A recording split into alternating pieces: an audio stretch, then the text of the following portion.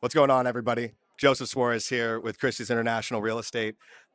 Just finished up and wrapped up a panel for YPN SAMCAR. That's the Young Persons Networking Group over here for the San Mateo County Association of Realtors. It was a great time. Got a couple of clips I wanted to share with you guys, but thanks for watching. So from the beginning, it's kind of been an idea to me that I don't want to reinvent the wheel here. There are a ton of people within this room and even on this panel right here that know what they're doing and that are more than happy to lend their ear or talk to you about it a little bit if you just reach out to them. So in the beginning, I was really anxious to get on a team and find a place to be. And I think it worked out because the first team that I joined, I was working with Joe Polyak at Keller Williams. And Keller Williams as a brokerage is great for new agents because they have a ton of free classes that you can go to all the time. You used to show up to the conference room and just walk right in. So I really was keen to teams because I played sports growing up, played baseball, all that stuff. So I like the camaraderie. I like, working with somebody or a group of people on the same issue or relatively the same issue, just because perspective is huge. When I was first starting, when I was working with Joe, I spent about 2 years just being an assistant for him, seeing if I really wanted to get into the business. And I mean, at that time, we were focusing a lot on probate, trust sales, hoarder houses, ugly things that needed a lot of work, a lot of love. So once I kind of went through it for a couple of years, realized, oh yeah, I could hack. This is pretty fun. This is more or less just helping somebody fix their house up and guiding them through the process in a way that's easy for them to understand and take and go through, right? So I love that. I totally agree with you there, 100%. There's definitely a piece of everything, of something that everyone said here that I agree with and resonate with when it comes to success for me. I feel like success means that you're able to live maybe stressful at times, but a relatively stress-free life, and you got a little bit more autonomy about when you can take that break, and you don't feel like you're clocking in, right? You do truly love this, and I feel like you have to have a little bit of you that genuinely loves this, that likes waking up every day, talking to people and helping them get through something that seems virtually impossible or something that they haven't even thought about doing in the past 2 decades of their life. Moving, uprooting their whole lifestyle, changing everything, right? So it's an interesting little dance to get through that, but that's what I think success is to me. It's just a little bits of everything you guys said. Yeah. Earl Nightingale had, I think it was, success is a progressive realization of a worthwhile goal. So it's, every day are you taking a step towards what your ultimate outcome is? Mm-hmm. Yeah, the balance thing's tough, I'd say, just like everybody else had mentioned. But we're human, right? We're human, and we get to a point of where you've been going at it for days and you've been hitting the doors or you've been writing letters. So I think it's totally fine and natural and healthy to have an outlet and something that's mindless, whether it's watching movies, playing a video game. There we go, right? Yeah, right there. But I think that's essential too, to be normal, just to have a little bit of sanity in your life, right? Because I do love this. I'm checking the MLS when I wake up, once in the middle of the day, and then once at night, just because I'm curious to see what you guys are doing. Just because I'm curious, right? And then if somebody does something and they get something in the contract or it's a new listing or something, I'm reaching out to them, hey, congratulations, nice, that's pretty cool. It's exciting. And then you get a little bit of insight about the deal that they're working on, and it grows you a little bit more because when you're sharing with other people, you're growing by learning, and then you're also getting an opportunity to hear it again for yourself and find a better way to present it to people. So today's market, just to add to that, there's such an ease of access for the average client to get information about these homes, about what's being sold. There's even for sale by owners stuff that's happening right now that I'm sure a lot of agents don't even know about.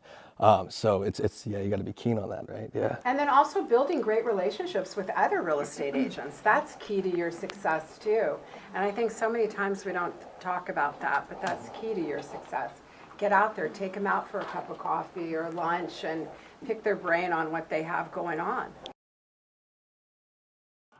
Yeah, I feel like those ones are pretty good. But there's a lot of noise in that field right now. And I feel like there's a lot of tools and onboardings that you could sit through and learn about a product and lead services. And nothing beats what you're talking about here, where it's going to the door knocking, talking to these people in person, face-to-face conversations, getting in those living rooms. That's what it was. Thank you. What draws you most to a team, and what type of aspects in a team leader are you most drawn to? I think that during that process, when I was looking for a team, because I've been on 3 teams now. I was working with Joe Polyak, and I started Rise Homes with him at Keller Williams. Decent Cy over there at Keller Williams. Then I worked with the Watson Marshall Group over at Christie's International down the street, made a huge commute. I really gravitated towards the guys that I'd ask a question and they'd say, okay, come here, sit down. This is what's actually happening here. Let me show you the real shit that's going on, okay? Because this is, it seems confusing, but this is what actually is happening. So the guys that will, or girls, women, anybody who will take the time to break it down for you and make sure that you leave that conversation, or you leave that question actually understanding it, and you know what the next step is. That was one of those really important things, I think, that Joe Polyak, when I was working on my first team, really hit home on, and he wanted me to start door knocking the foreclosures in Oakland and Alameda, the people that are going to be the most, upset about the whole thing, right? In Oakland, you knock dust. Go and I run back to the street. Hey, sorry, I'm really sorry. And for the record, didn't get any sales out of it, but taught me how to deal with people in a certain phase of their life and have that conversation with them, because it's tough. This is real life, effects and real life things that are happening to them. To us, it's another day, it's another Tuesday. This is what we do every day, but for our clients and our people that are homeowners, it's their livelihood. I feel like a lot of it too probably has to fall on the individual agents, and their why has to be motivating them more than the envy of another person out producing them within their own team. I mean, I'd imagine. And it wakes you up. Yeah. In good competition, and healthy competition makes everybody better. In Healthy, my yeah. opinion, I want people that have a little bit like, oh yeah, watch. We all, that I know it wakes me up, because if these guys are crushing, I'm like, damn, I'm asleep at the switch. And I gotta wake. We do bonuses and based on our our success, but then at the end of it, for all of us, we just do a game party.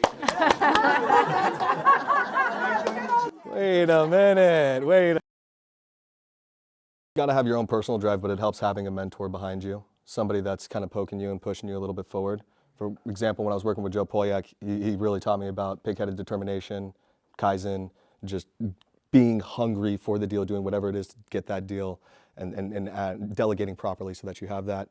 Working with Decent, same thing about delegation, having the good team systems and setup so that it funnels all into you and your business. And then working with Phil is just, great, genuine relationships, caring about people. I think having a good mentor that kept me on track throughout, the whole process leading up to here has made me who I am. I'm gonna take a tip I stole from Selling Sunset, I'm pretty sure it was.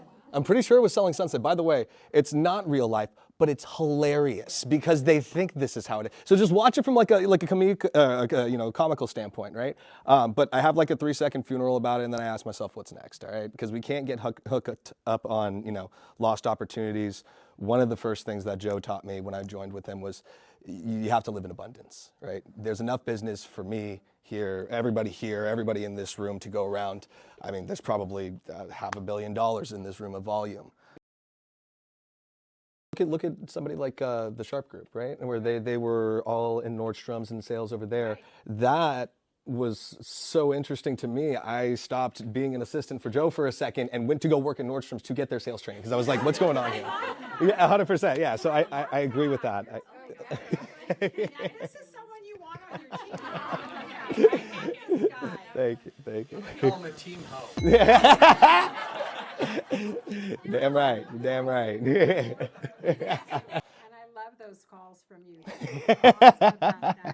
Thank you.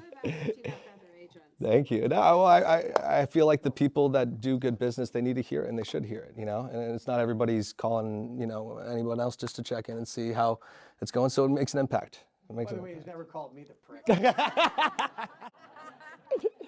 I'm sorry. He's right. We